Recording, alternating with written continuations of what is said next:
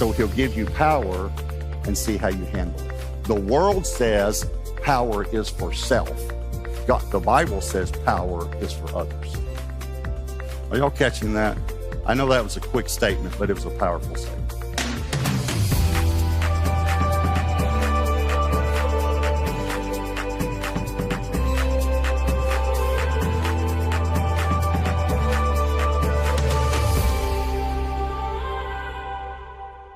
So the power test is, how do you respond when you get some power?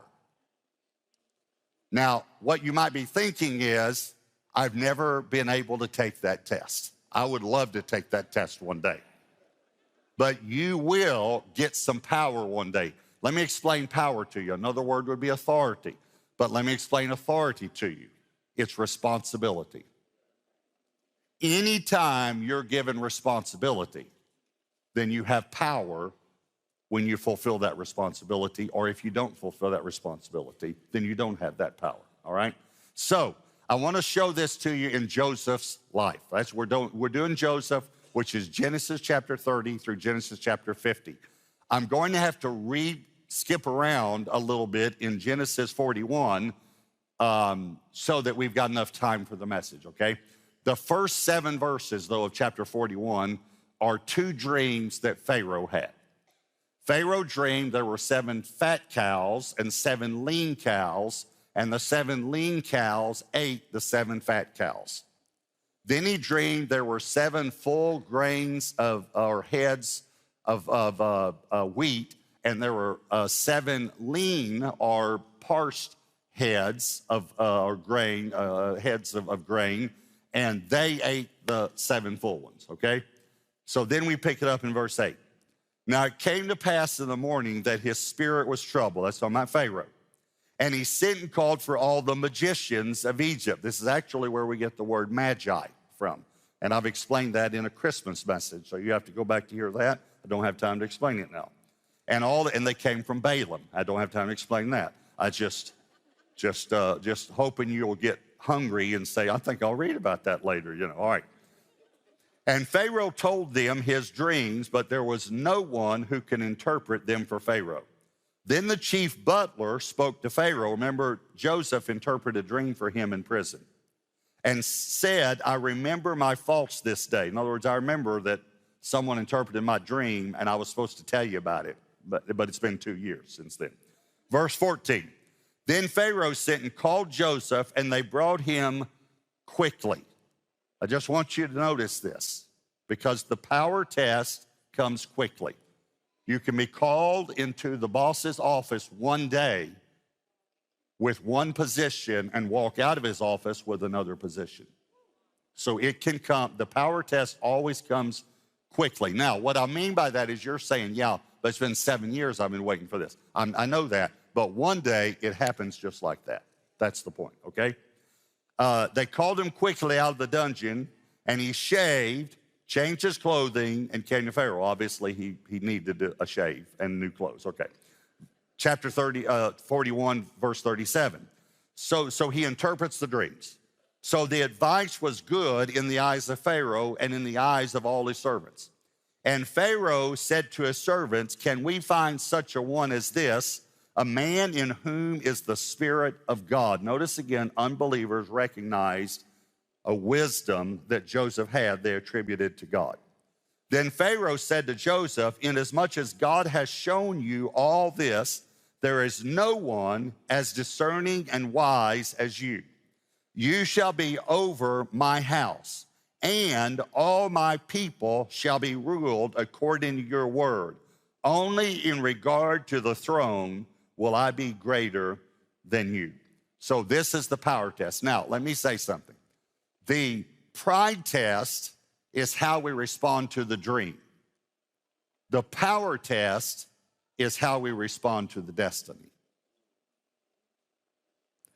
To give you another one, use another test, the prison test is how we respond when bad things happen. The power test is how we respond when good things happen. So let me just help us again where we are. Joseph is now 30 years old. He has not fulfilled his destiny. He has just started his destiny. He has been given power. Now we're going to see how he handles that power and that authority. One day, you will be given power and authority, if you haven't already been, wherever you are, or whatever God has called you to do.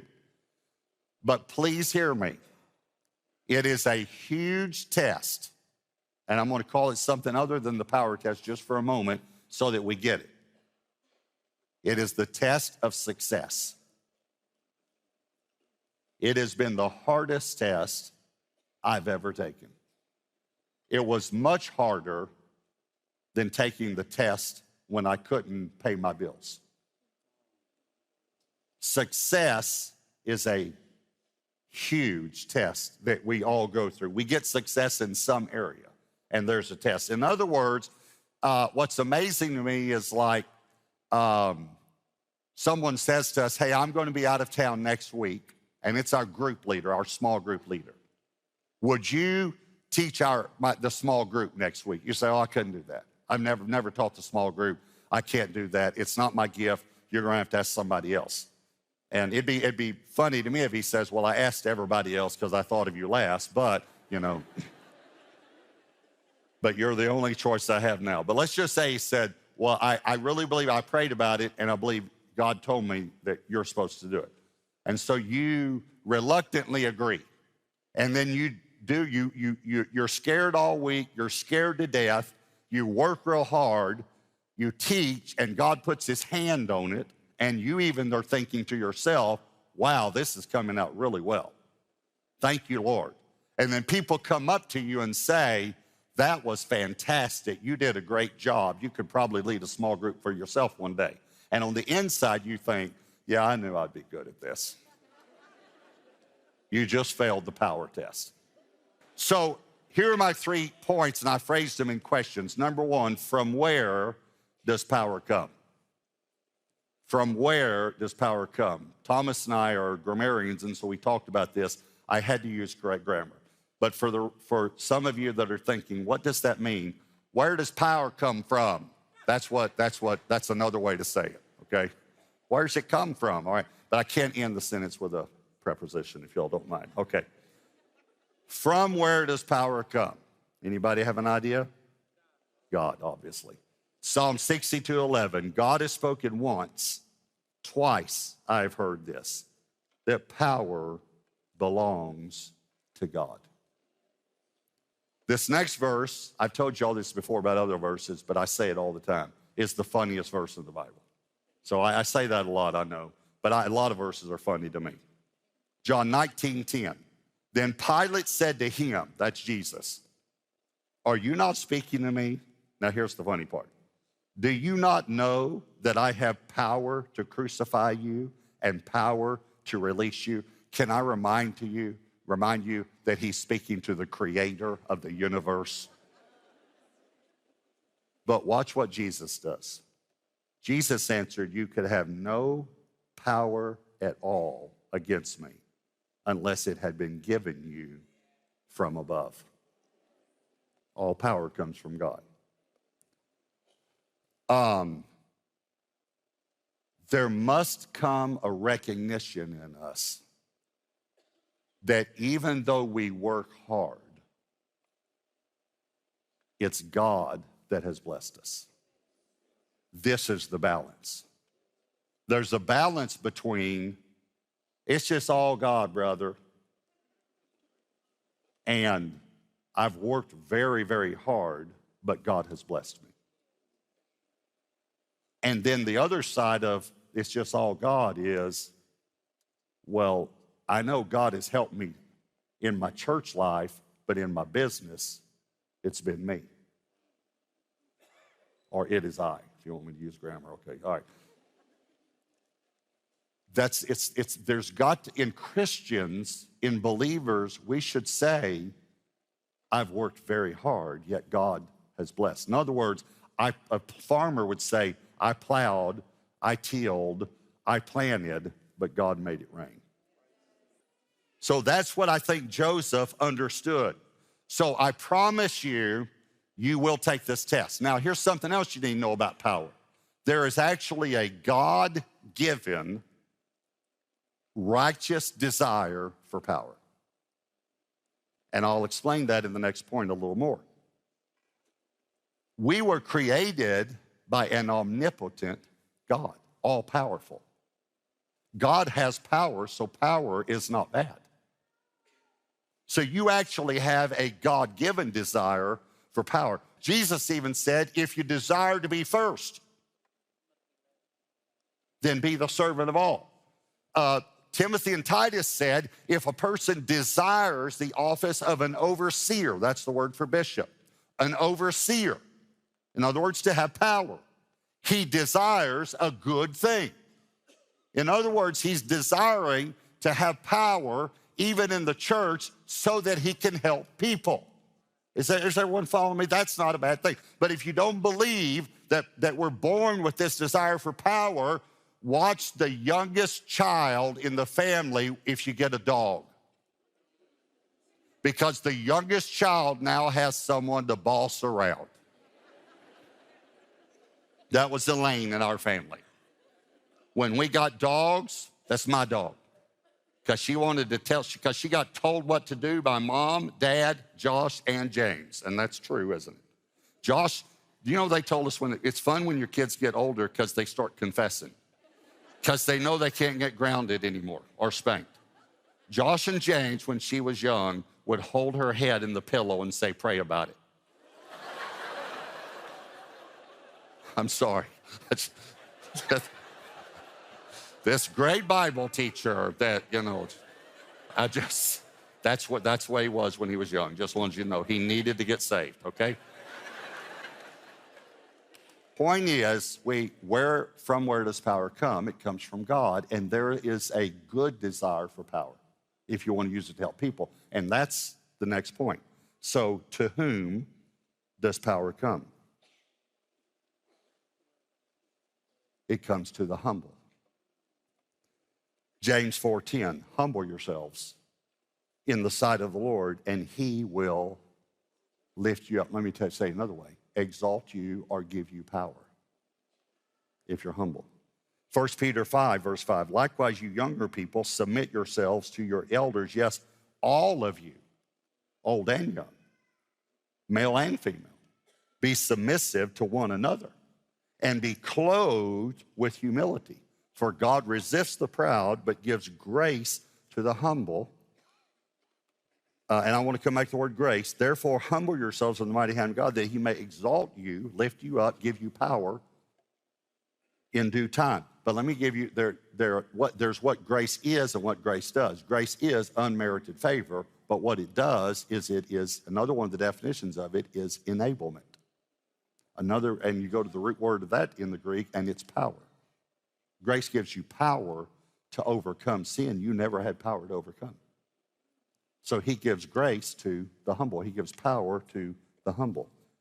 It comes as a result of humility. So let me give you one other thing about being humble. Have you ever met someone who has had great success, let's say, in whatever he or she does, and after talking to him, you come away very attracted to the person's spirit and demeanor because he or she has tremendous humility? It's attractive, isn't it? You think, man, that person was just a regular person.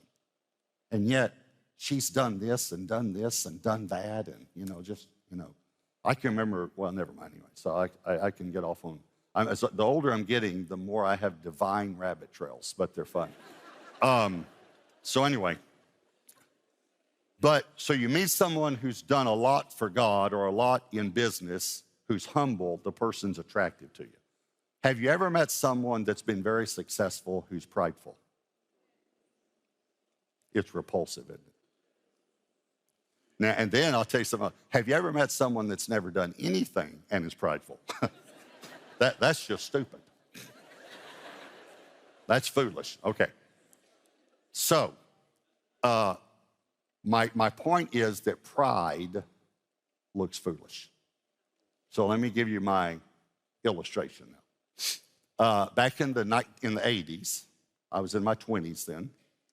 And for some reason, I wanted to be, again, my father was successful growing up. I wanted to be successful. I had the desire to be successful and to appear successful to people. It was an insecurity that I had. And so at that time, for some reason, some of you will remember this, men who were successful wore lizard skin shoes. That meant you had made it. Okay, I didn't have any lizard skin shoes. I had secondhand shoes from Salvation Army, but I wanted lizard skin shoes because I wanted people to think I was successful. Well, I had a friend who was successful, bought some lizard skin shoes. They were too tight on him, so he gave them to me. I wore them everywhere. I mean, to my kids' soccer games, I wore lizard skin shoes, you know. And truth be told, they were too tight on me, but I wore them anyway. So one day I decided to take our Ford Fairlane. Some of you don't even know that Ford used to make a car called Fairlane. They're now collector's items. Back then, nobody collected them. That's how I could afford it. And so I drove it to the car wash one Saturday to get it washed, but wore my lizard skin shoes. So everyone there would think actually the Mercedes was mine going through the, car wash. And it's one of those where it had the long hallway and everyone would stand at the window watching the cars go through. You know those? Okay. But at the front of it, at the front part, was a place you could get your shoes shined. So I got my lizard skin shoes shined. And then as I was walking down the hallway, people standing watching the cars come through would do this. They would turn and then they'd go. And I was thinking, they think I'm somebody. They're seeing these nice shoes, and it's just amazing what these shoes do for me. What I didn't realize was when I got down to the end of the row, I thought, I'm going to look down because they must look very nice shined. What I didn't realize was the guy had rolled my pants legs up like this, and so I was walking. Yeah.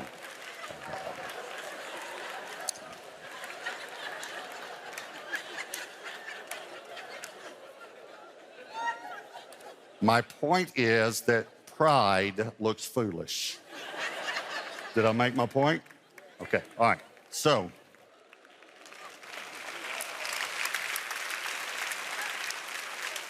here's point number 3, and it's quick. Why does power come? I told you I'd get to it on point 2, but it was actually point 3. Acts 10:38, God anointed Jesus of Nazareth with the Holy Spirit and with power, who went about doing good and healing all who were oppressed by the devil, for God was with him. Why does God give power? So you'll do good and help people. Deuteronomy 8, it's quoted a lot, but I've even asked people, because it says it's God who gives power to get wealth, so we'll read it in a moment, but I've asked people even, and why does he give wealth? And many people can't answer that. Now, Steve Doolin can because he teaches about this and has taught for many years about this. Deuteronomy 8:17, then he says, when you enter the promised land, that's where we're coming. He's basically saying, don't say in your heart, my power and the might of my hand have gained me this wealth. And you shall remember the Lord your God, for it is he who gives you power to get wealth, that he may establish his covenant, which he swore to your fathers as it is this day. When God gives you financial blessing, it's that he may establish his covenant on this earth. That's why he gives power. That's the only reason he shares his power, is so you can help people with it. Let me just give you this illustration. Here's God with all of the resources in the world. Well, actually, all the resources in the universe. He actually owns Mars, if you don't know. When Elon gets there, it'll say property of God. So here's God with all the resources. Over here are all the needs, all the hurting people, all the churches need to be built, all the poverty, all the difficulties, all the sex trafficking, all the horrible atrocities that sin has brought into the world. Another way business leaders to say this is here's all the supply, all of it, and here's all the demand. Have you ever thought about what's in the middle? You are. Let me say it another way. God is looking for distributors. He wants to get all the resources over there. He just needs a distributor. So he'll give you power and see how you handle it. The world says power is for self. God, the Bible says power is for others. Are y'all catching that? I know that was a quick statement, but it was a powerful statement. All right, so let me give you an illustration, and then we're done.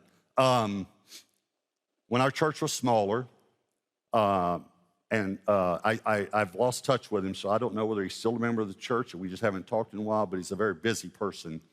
But we used to go to lunch a lot, spend time together. It's a man named Juan Hernandez. So Juan has run the presidential campaign for many presidents, probably over 10 in Central and South American countries to be elected. And he's Dr. Juan Hernandez. But he's a political strategist that every liberal's afraid of in Central and South America because he's a strong believer. He won the first presidential campaign he ran was for Vicente Fox, and he led him to Christ, and then he led 13 out of 24 of his cabinet members to Christ. Okay? So and now every time I've talked to him since then, and we have talked, I just don't know where he is. I haven't talked to him in the last year or so. But he's in some country running a presidential campaign, and the presidential campaign can be in last place, and the thing they're scared of is if Juan Hernandez comes in to run the campaign, because that's how God is with him. He's like a Joseph. You follow me? Okay.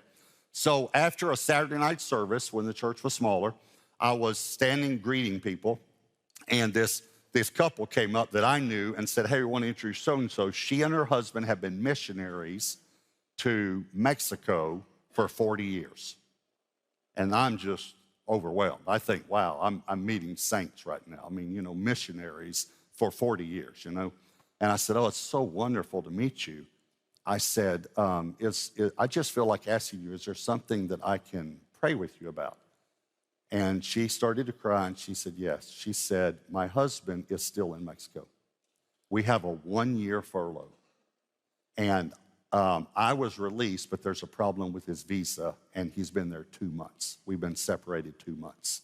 And it's 2 months of our 1-year furlough, And we've tried every avenue, and we don't know what it is.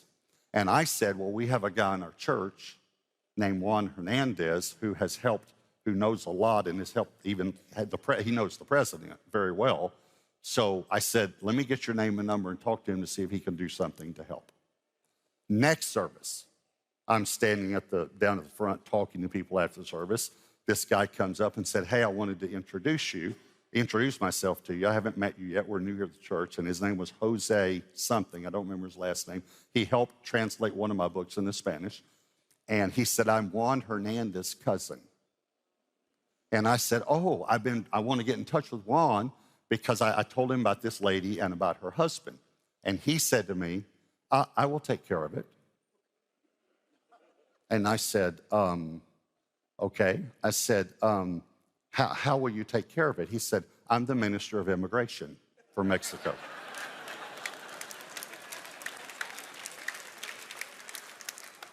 And so because it was my first time to meet him, I was trying to not impose on him. So I said, well, hey, listen, if you run into any problems or something, then he said to me like this, I will not run into any problems. I will take care of it.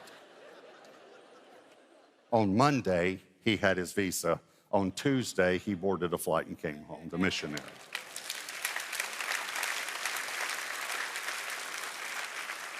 The missionary organization extended their furlough so they'd have a full year. And at the end of the year, the man passed away and went to be with the Lord. But he's got to spend the last year of his life with his wife. You know why? Because a man had power, and he knew what that power was for. It was to help people.